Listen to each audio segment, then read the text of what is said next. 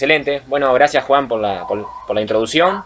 Y bueno, damos gracias al Señor por poder volver con el programa radial de Simplemente Jesús. Varios hermanos, como comentaba anteriormente, han estado preguntando acerca bueno, cuándo volveríamos, cuándo estaríamos de vuelta enseñando la palabra. Y bueno, por la misericordia, la gracia de Dios, podemos de vuelta compartir su palabra. Y bueno, primero, antes de arrancar con el mensaje de hoy, todos saben que estamos estudiando la epístola de Judas. Y yo sé que hace como 4 meses que no tenemos programa, entonces le voy a dar un contexto general de la carta de Judas para que todos puedan recordar. Hoy, de paso, ya también menciono que vamos a terminar con la epístola de Judas. Hoy nos queda el último mensaje, los últimos versículos. Y primero quiero hacer un poco de contexto para que podamos recordar. Esta epístola, la epístola de Judas, más que nada trata de la apostasía. De hecho, ese es el contexto en el cual estaban viviendo estos hermanos a los cuales Judas escribió. Nosotros habíamos hablado en otros mensajes anteriores que la apostasía es cuando una persona profesa fe en Cristo, pero luego se aparta. O en otras palabras, se vuelve al mundo, le da la espalda a Dios. Son personas que apostatan de la fe. Y durante todos los mensajes estuvimos viendo eso, cómo Judas escribe de una manera a veces muy confrontativa acerca de este tema. Y ahora en los últimos versículos, versículo 24 y versículo 25, que es lo que vamos a ver hoy, Judas hace su doxología. Doxología, si ustedes tienen la Biblia Reina Valera, allí dice doxología. La palabra doxología quiere decir alabanza a Dios, ¿no? Judas lo que hace en estos últimos versículos es alabar a Dios. Y lo que hace el autor es dejar en claro a sus hermanos en Cristo que a pesar de toda la apostasía que los rodea, Dios guarda a su pueblo. Dios va a preservar a su pueblo hasta el final. Ninguno de los hijos de Dios se va a perder. Eso de lo que trata esta parte final de la epístola. Por eso yo hoy titulé el mensaje de hoy, Dios preserva a su pueblo, lo guarda a su pueblo hasta el final. Y el mensaje lo dividí en dos partes, en dos puntos, mejor dicho.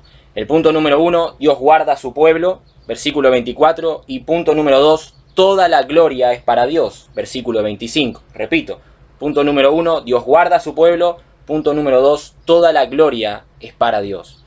Para eso vamos a leer Judas 24 y 25.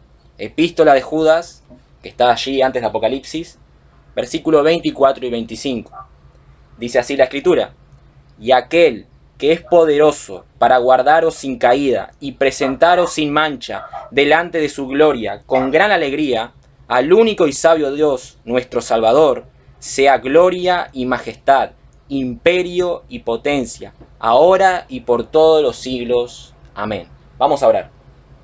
Padre, te damos gracias, Señor, por de vuelta poder retomar con este programa radial, Señor. Te damos gracias por poder volver, Señor. Gracias porque esta es una radio donde se predica la sana doctrina, donde se predica tu palabra, Señor, y eso es algo muy bueno, Señor. Sabemos que a través de estos medios podemos llegar a muchos lugares que físicamente no podríamos llegar, Señor. Entonces te agradecemos por eso, Señor. Te pedimos que tú sigas bendiciendo a la radio bíblica Siloé, que aquellos programas que ya están funcionando en la radio, tú ayudes a esos hermanos que están exponiendo tu palabra, que se sumen nuevos programas también, Señor, nuevas personas que puedan traer el mensaje de salvación a través de estos medios, Señor. Te pedimos que ahora en esta tarde seas tú hablando en nuestras vidas a través de tu bendita y gloriosa palabra, en este estudio final de la epístola de Judas, y que todas nuestras mentes, Señor, que si hay algo que nos distrae, hay algo que no nos deja prestar la debida atención a tu palabra, que tú lo quites, y que ahora podamos centrarnos únicamente en ti, Padre, y en lo que tú nos quieres decir. Ayúdame también a mí a la hora de exponer tu palabra. En el nombre precioso de Jesús. Amén, Señor. Muy bien, vamos con el primer punto de que Dios guarda a su pueblo. Versículo 24. Y aquel que es poderoso para guardaros sin caída y presentaros sin mancha delante de su gloria con gran alegría. Judas comienza diciendo en esta doxología, y aquel que es poderoso. Y esto se refiere a Dios. Solo Dios es poderoso. Uno de los atributos de Dios es su omnipotencia. ¿Qué quiere decir esto? Quiere decir que Dios es todopoderoso. En Génesis, capítulo 18, versículo 14, dice el autor: ¿hay para Dios alguna cosa difícil? No, claro que no hay nada para Dios que sea difícil. ¿Por qué? Porque Dios es todopoderoso. Dios lo puede hacer todo, porque Él es el soberano. no hay nada que pueda ser difícil para Dios. Dios hace lo que quiere, cuando quiere y cómo quiere. Deuteronomio capítulo 7, versículo 21, no desmayes delante de ellos, porque Jehová tu Dios está en medio de ti. Y dice, Dios grande y temible. Ese es nuestro Dios. En Mateo capítulo 19, versículo 26, y mirándolo Jesús les dijo, para los hombres esto es imposible, mas para Dios todo es posible. Jesús dejó en claro que para Dios nada es imposible porque Él es todopoderoso. Sí, para el hombre hay muchas cosas que son imposibles, pero para Dios no. También Job en su libro dijo que yo conozco que todo lo puedes. Eso dijo Job en capítulo 42, versículo 2. Job está diciendo, yo sé, Jehová, que tú todo lo puedes, porque tú eres todopoderoso, tú eres soberano, y para ti no hay nada imposible. Y Judas dice, y aquel que es poderoso para guardarnos sin caída. Y aquí vemos el poder de Dios. Aquí vemos cómo el poder de Dios se manifiesta en que Él guarda a los cristianos. Él guarda a su pueblo. Y recuerden, mis hermanos, el contexto de la epístola. El contexto es la apostasía. El pastor John MacArthur dice, el poder de Cristo sustentará al creyente sincero para que no caiga en la terrible tentación de la apostasía. Y aquí hay algo vital, mis hermanos. Hay algo vital en toda la Escritura. Algunos llaman a esto la doctrina de la seguridad de la salvación. Es decir, que una vez que somos salvos, seguiremos siendo salvos hasta el final. En términos teológicos, también se lo llama la perseverancia de los santos. La doctrina de la perseverancia de los santos. ¿Qué quiere decir esto? Que Dios guarda a su pueblo hasta el final y que aquellos que son verdaderamente cristianos son guardados por Dios mismo y ninguno se perderá. Y esta es una doctrina muy odiada hoy en día por muchos cristianos. Muchos, los que se definen con la teología de Arminio, creen que los cristianos verdaderos pueden perder su salvación o que pueden apartarse de Dios completamente. Es decir, tú puedes ser un hijo de Dios, tú puedes estar en Cristo, pero tu futuro no se sabe. Te podés perder en el mismo infierno, dicen ellos. Y algunos utilizan versículos fuera de contexto para sustentar esto. Pero yo quiero, mis hermanos, que ahora demos una vuelta por la Biblia para que veamos lo que ella enseña acerca de este tema. La Escritura es clara. Yo no quiero convencerlos bajo mis propias palabras. La Biblia es suficiente para convencer a aquellos que tienen dudas en determinados temas. Y yo quiero que veamos cómo la Biblia deja bien en claro esta doctrina. La seguridad de la salvación, la perseverancia de los santos, que aquellos que son hijos de Dios no se van a perder nunca porque están en las manos de Dios. En Juan capítulo 6, versículo 39, dice Jesús, y esta es la voluntad del Padre, el que me envió, que todo lo que me diere no pierda yo nada, sino que lo resucite en el día postrero. Aquí Jesús dice que todo lo que el Padre le da, es decir, sus ovejas, sus discípulos, Él no va a perder nada, Él no va a perder a ninguno. Mi pregunta es, si algún hijo de Dios pudiera perderse, ¿eso significaría que Cristo estaba mintiendo? Y sí, si nos guiamos por la teología de los arminianos, que la salvación se puede perder, que un hijo de Dios puede apartarse definitivamente del Señor, entonces Jesús aquí estaría mintiendo. Porque aquí Jesús dice que ninguno de aquellos a los cuales el Padre le dio se va a perder. En Juan capítulo 10, versículo 27 al 30, sigue diciendo Jesús, mis ovejas oyen mi voz y yo las conozco y me siguen y yo les doy vida eterna y no perecerán jamás, ni nadie las arrebatará de mi mano. Mi Padre que me las dio es mayor que todos y nadie las puede arrebatar de la mano de mi Padre. Yo y el Padre uno somos. Jesús dice que sus ovejas, es decir, su pueblo, escucha su voz y le sigue. Incluso dice que jamás perecerán. Nadie las arrebatará de mi mano. Y luego lo repite en el versículo 29. Y nadie las puede arrebatar de mi Padre. Jamás. La Biblia es clara, mis hermanos. Aquellos que están en Cristo no pueden perderse. no pueden escaparse de las manos de Dios. En 1 de Pedro, capítulo 1, versículo 5, dice Pedro que sois guardados por el poder de Dios mediante la fe. ¿Para qué, Pedro? ¿Para qué somos guardados? Para alcanzar la salvación que está preparada para ser manifestada en el tiempo postrero. Pedro deja en claro que somos guardados para alcanzar la salvación. Pedro no da lugar a dudas. Pedro no está dudando de que alguno se pueda perder o que alguno no alcance la salvación. No. Él asegura que todos aquellos que somos del pueblo de Dios vamos a alcanzar la salvación, porque somos guardados por el poder de Dios. Filipenses 1:6, sigo citando más versículos. Dice Pablo, estando persuadido de esto, que el que comenzó en vosotros la buena obra, la perfeccionará hasta el día de Jesucristo. Aquí el apóstol está diciendo que aquellos que son de Dios, Él los está perfeccionando. Él los está cada día moldeando más a la imagen de Cristo. Y esto es una realidad en todos los cristianos, porque nadie es perfecto. Entonces todos estamos en ese proceso en el cual Dios nos está moldeando. Y dice, ¿hasta cuándo? Hasta el día de Jesucristo. Por lo tanto, mis hermanos, de vuelta aquí vemos que si la salvación se pudiera perder, estos versículos no tendrían ningún sentido. Romanos, capítulo 8, versículo 37 al 39, dice el apóstol Pablo, antes, en todas estas cosas somos más que vencedores por medio de aquel que nos amó. Y escuchen esto, por lo cual estoy seguro que ni la muerte, ni la vida, ni ángeles, ni principados, ni potestades, ni lo presente, ni lo porvenir, ni lo alto, ni lo profundo, ni ninguna otra cosa creada nos podrá separar del amor de Dios que es en Cristo Jesús, Señor nuestro. Pablo estaba bien seguro que nada podía apartarlo del amor de Dios. Él dice nada, ni la muerte, ni la vida, ni los ángeles. Nada, ninguna cosa creada, dice Pablo, me puede separar del amor de Dios. Por lo tanto, podría seguir citando más versículos, pero no es la idea. Yo creo que la Biblia es suficientemente clara para con este tema. Aquellos que somos hijos de Dios somos guardados por Dios y seremos guardados hasta el final. Ahora volviendo a Judas, volvemos a leer el versículo 24, dice, aquel que es poderoso para guardarnos sin caída y presentarnos sin mancha delante de su gloria. Cuando se refiere sin mancha, quiere decir que el pueblo de Dios será presentado delante de Cristo con una justicia perfecta.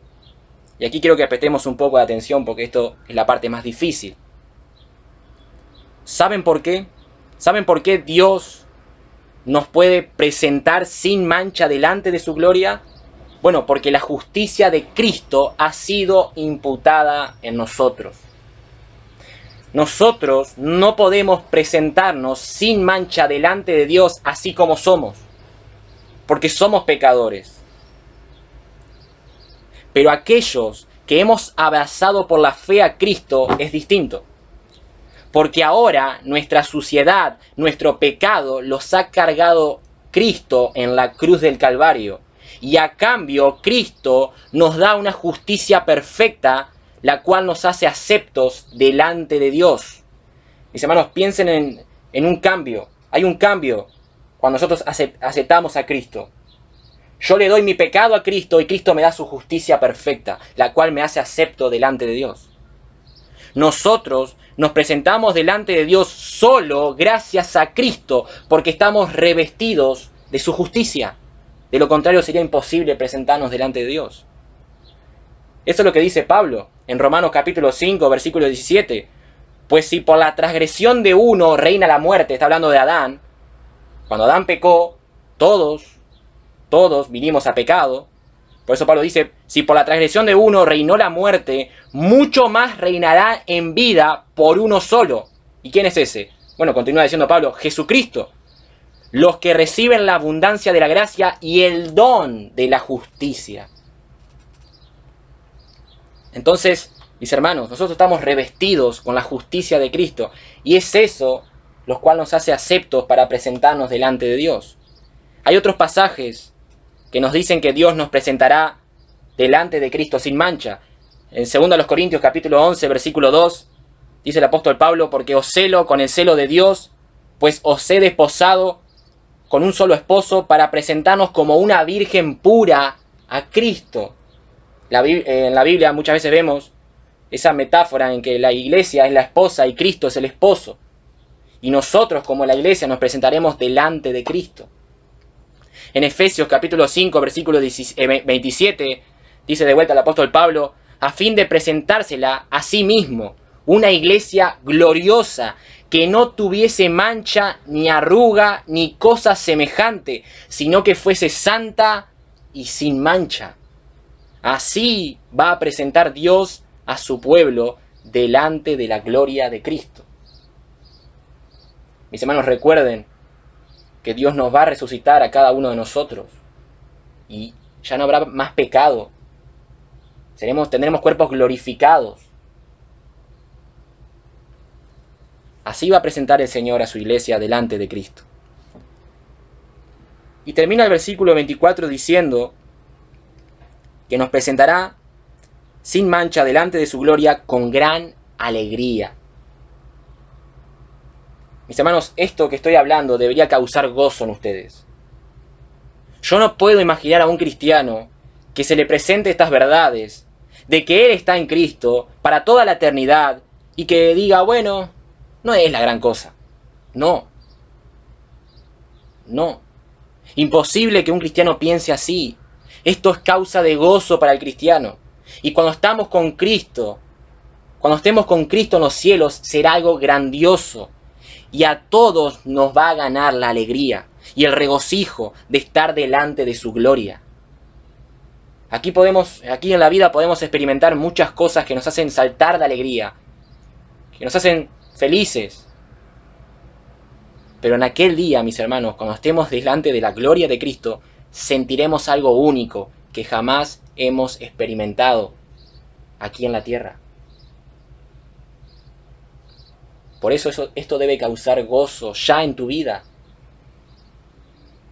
El hecho de pensar en esto ya es motivo de gozo para el cristiano. En 1 de Pedro 1:8 dice el apóstol, a quien amáis sin haber visto, en quien creyendo, ahora que no lo veáis, os alegráis con gozo inefable y glorioso.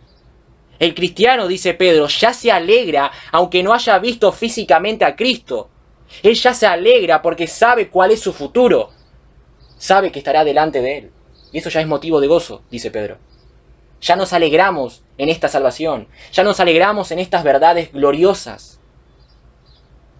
El salmista decía, me mostrarás la senda de la vida.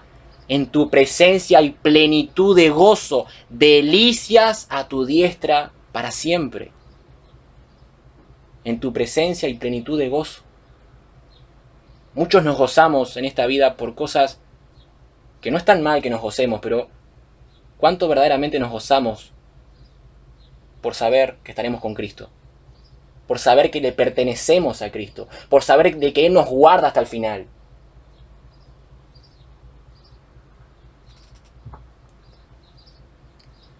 Por eso tampoco estoy de acuerdo con los arminianos que niegan esta doctrina. Y ya de paso quiero dejar bien claro que no tengo nada en contra de los hermanos arminianos.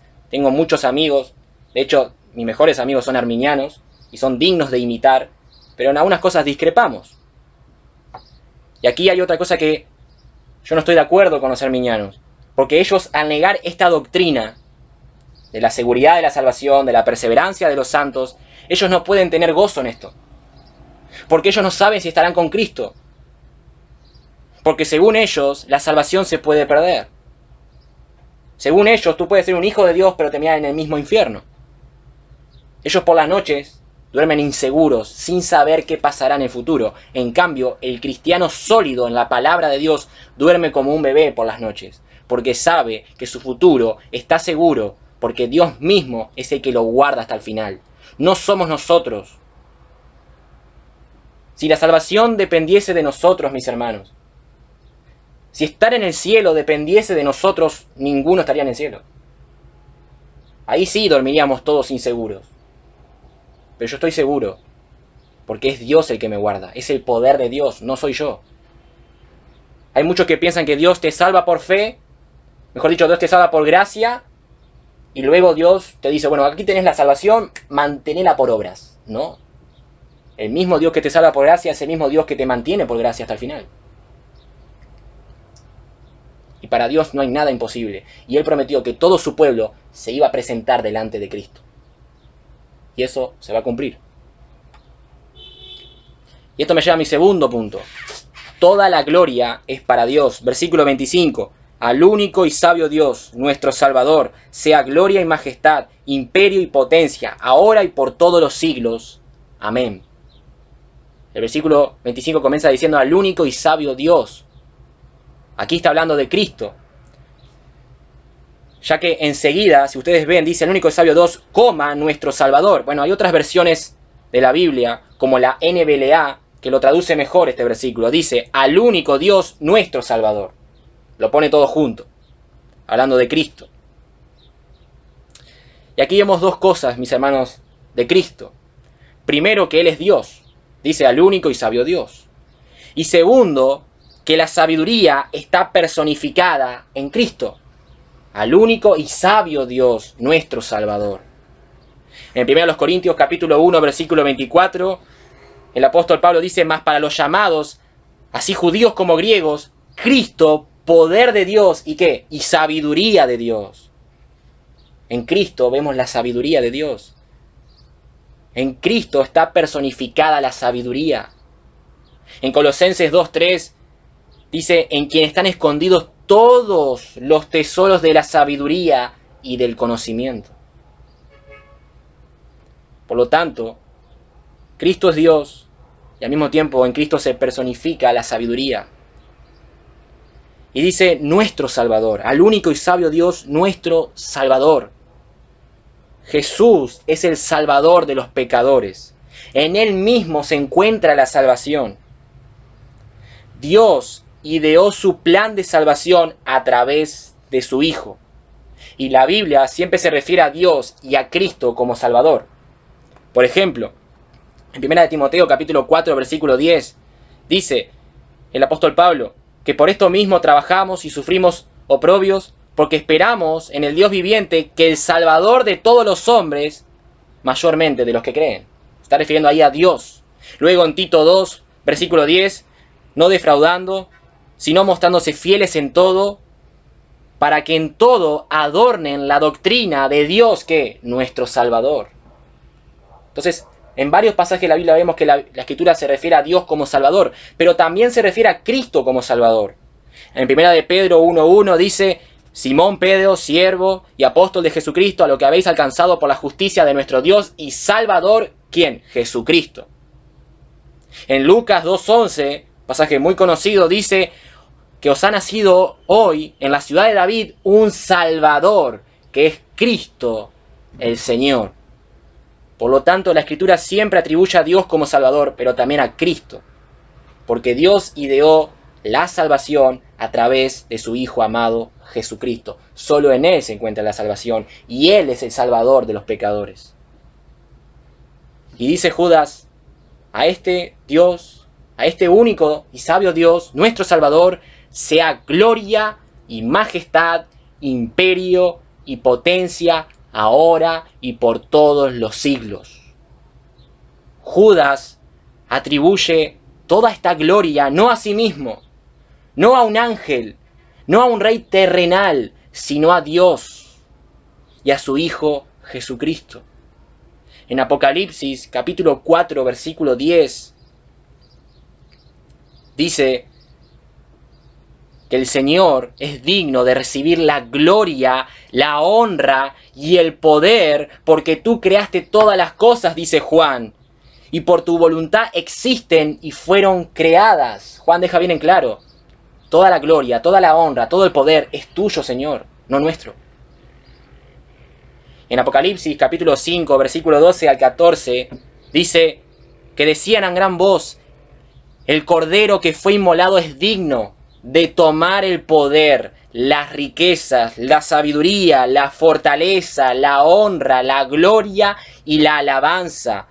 Y todo lo creado que está en el cielo y sobre la tierra y debajo de la tierra y en el mar, y todas las cosas que en ellos hay, Oí decir al que está sentado en el trono y al Cordero sea la alabanza, la honra, la gloria, el poder por todos los siglos. Mis hermanos, toda la gloria es para Cristo, toda la gloria es suya. La palabra gloria se refiere al honor que solo le pertenece a Dios. La palabra majestad significa que Dios es supremo monarca del universo. Él es el supremo monarca del universo. La palabra dominio significa que su imperio es ilimitado. Él domina todas las cosas. La palabra autoridad, otras versiones de la Biblia lo traducen como potencia, dice que Dios tiene autoridad por sobre todas las cosas porque Él es todopoderoso. Y aquí, de vuelta, tengo otra diferencia con los arminianos. Ellos que niegan esta doctrina de la perseverancia de los santos, pero no se dan cuenta que al negarla le dan la gloria al hombre. Los arminianos de forma indirecta creen que la salvación depende de ellos y que si ellos mañana se presentasen delante de Dios, lo harían gracias a su propia perseverancia, gracias a que ellos guardaron la salvación. Pero mis hermanos, la Biblia nos deja ver en claro que todos aquellos que estemos delante del Señor no tenemos nada de qué jactarnos. Por eso es un error muy grave no creer en esta doctrina. Porque mientras algunos le dan la gloria y la fama al hombre, la Biblia le da la gloria y la fama a Dios. Todos aquellos que se presenten delante de Dios reconocerán que fue gracias a Él y solamente a Él que estarán ahí en los cielos. No fue su perseverancia, no fue su fe, no fue su gran obediencia, sino que fue el poder de Dios que los guardó hasta el final. Por eso todos los hijos de Dios estaremos delante de Cristo y lo veremos a los ojos y arrojaremos nuestras coronas y le diremos: la gloria, majestad, imperio y potencia a ti, Señor, solamente a ti. Yo no me puedo jactar de nada. Y Judas dice que toda esta gloria, toda esta alabanza es ahora y por todos los siglos. Los cristianos ya están alabando a Dios por lo que Él está haciendo con nosotros. Nosotros, mis hermanos, ya deberíamos estar alabando a Dios por lo que Él ha hecho con nosotros. ¿Y saben hasta cuándo durará esta alabanza? Bueno, Judas dice: por toda la eternidad. Porque en los cielos lo que haremos es alabar a Dios vez tras vez, vez tras vez, vez tras vez. Y tú y yo no nos vamos a cansar de eso. Los apóstatas, y recuerden el contexto de la carta, los apóstatas y falsos maestros, ellos niegan la gloria, la autoridad, la majestad y el dominio de Dios, pero el pueblo de Dios no. El pueblo de Dios no. Ellos saben quién es su Dios. Ellos saben que toda la gloria, toda la autoridad, toda la majestad, todo es de Él. Y Judas termina diciendo en la epístola: amén. Recuerden, Judas está alabando a Dios. Y nosotros, al igual que Judas, podemos decir amén a estas grandes verdades. Para terminar con el mensaje de hoy, mis hermanos, esta doctrina nos estimula a seguir adelante. No debemos tener miedo de nuestro futuro. Si verdaderamente estamos en Cristo, nuestra salvación, nuestra comunión con Dios es segura, porque no depende de nosotros. Es Dios el que nos guarda y es Dios que prometió que todas sus ovejas, sin faltar ninguna de ellas, se va a presentar delante de Él. Además, esta doctrina, mis hermanos, nos ayuda a seguir creciendo en la gracia del Señor, porque los hijos de Dios nunca vuelven hacia atrás. Sí, yo creo que los hijos de Dios pueden tener ciertas caídas, ciertos tiempos de apartarse, pero nunca definitivamente como lo haría un apóstata. Porque una vez que tú tienes un encuentro con Dios, una vez que tú conoces a Dios, tú no eres el mismo de antes. Hay un cambio radical en tu vida. Y muchos podrán apartarse, muchos podrán negar la fe, pero aquel que verdaderamente conoció a Dios nunca le dará la espalda definitivamente. Mis hermanos, se acerca el fin de año. Y siempre cuando se acerca el fin de año, las personas lo que hacen es evaluarse. Todo el mundo hace eso. A ver cómo me fue este año, a ver si logré las metas que tenía en este año. Bueno, los cristianos también deberíamos evaluarnos. ¿Cómo está nuestra fe? ¿Cómo está nuestra obediencia? ¿Cómo está nuestro temor de Dios? Nuestra vida de oración. Esas son cosas que deberíamos evaluar todos los días. Capaz que en este año no conseguiste muchas cosas que querías conseguir, pero capaz que te volviste más obediente a Dios. Y eso ya es algo que para el cristiano no tiene comparación. Y créeme, a Dios le importa más tu obediencia que darte muchas cosas. Seguí haciendo lo que tengas que hacer, mi hermano. Orá, estudiá la palabra, congregate, conocé a Dios, conocé a tu Salvador, y seguí peleando la buena batalla de la fe, porque tú estás seguro en las manos de Dios. Y al final te espera Cristo, al final te espera Cristo, porque Él prometió que aquellos que son parte de su pueblo, ninguno, pero ninguno se va a perder. Y toda la gloria es para Él. Empieza a darle la gloria a Él y empieza a creer estas grandes verdades. Y aquellos que no conocen al Señor, yo les invito a que puedan arrepentirse de sus pecados. A lo largo de esta carta hemos visto que hay muchos falsos maestros, hay muchos apóstatas que tuercen la verdad de Dios. Pero Dios prometió en su palabra que si tú te arrepientes y pones tu confianza en Cristo, obtendrás el perdón de los pecados y la reconciliación con Dios. El mejor regalo que puedes recibir una persona es la salvación eterna. No hay cosa más linda que pueda arrancar el año habiendo sido perdonado por Dios. Por eso, amigo, amiga, ven a Cristo hoy. Ven a Cristo hoy. Arrepiéntete y confía únicamente en Cristo, en lo que Él hizo en la cruz del Calvario.